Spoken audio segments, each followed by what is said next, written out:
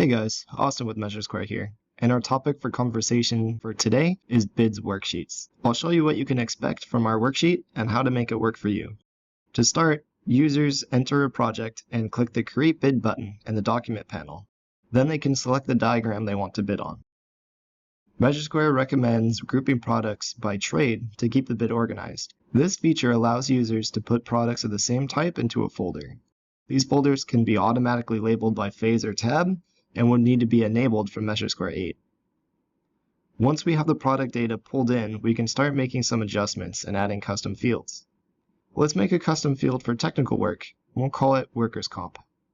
We'll take the quantity and multiply by percentage, and this way we can create columns to include extra information that is all built using our data from the diagram. Based on the feedback from users like you, charges can be applied to your labor, your materials, or both of them. With a small dropdown, you can change the charge and have it calculated accordingly. Keep in mind that anything you see in blue text, you can change as you see fit. If you want to change your markup, your overage, or even a discount, all you need to do is click it, enter your value, and hit enter, and it'll update for you. MeasureSquare also provides the option to add alternates to the bid.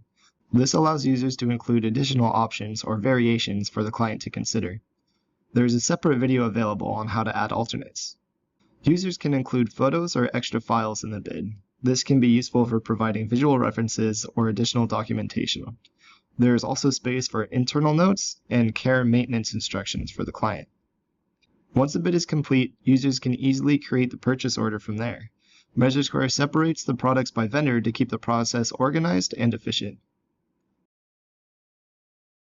That's all for now, and thanks for watching.